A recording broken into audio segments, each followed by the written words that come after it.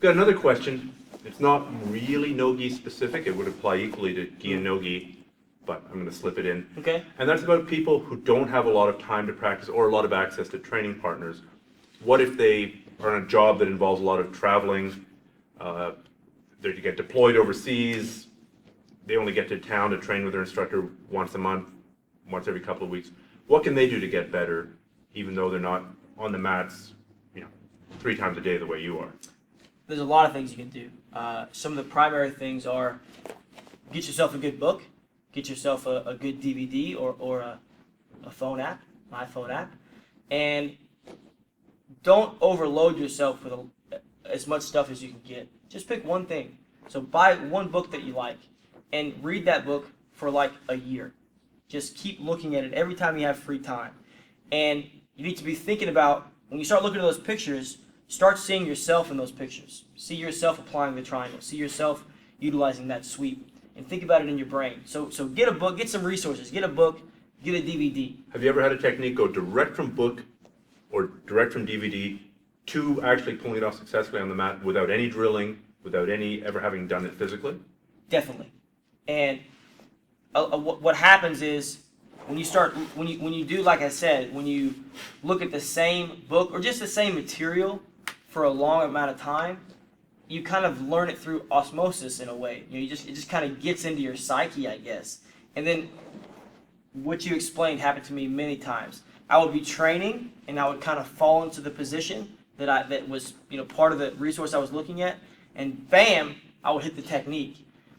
And then right when I hit it, I was like, oh man, that's what I've been looking at for the past year or past 6 months or 3 months or whatever. So that's definitely something that's going to happen. Now, if that did happen to you, I would definitely take some time and work specifically on that, because obviously it's fitting into your game. It's kind of a sign. It's a sign. It's a sign from whoever, a higher power, and you have some affinity for that particular technique. Along the same lines of answering this question, I recommend that some people have a hard time remembering details.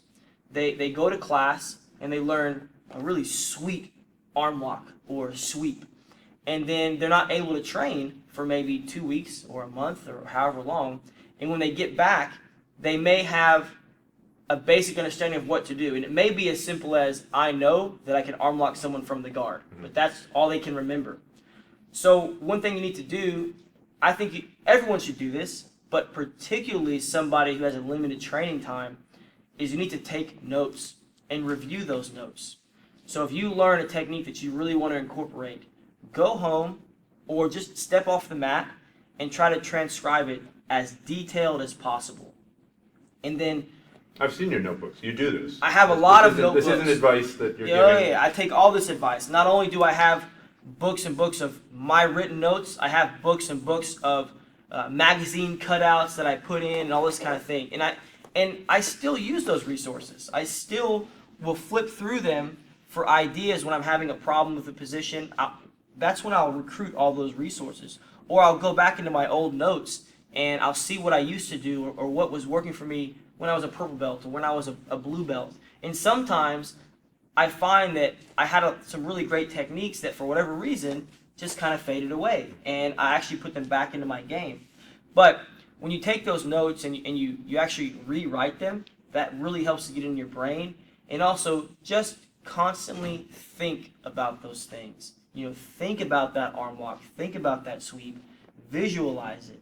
Obviously, if you're doing a job that requires a lot of high concentration, be careful that you're not Air traffic controller. Air traffic controller. I wouldn't be thinking about arm bars when I'm guiding in 13 planes in the air. Okay, but when you take a coffee break or you're at lunch or you're commuting or whatever, think about the jiu-jitsu, and don't just think about it in a general sense.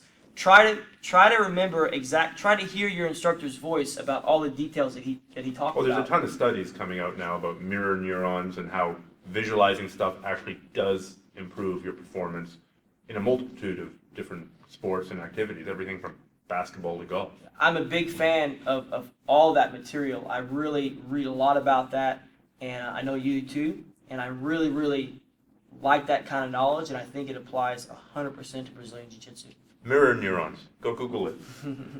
Okay.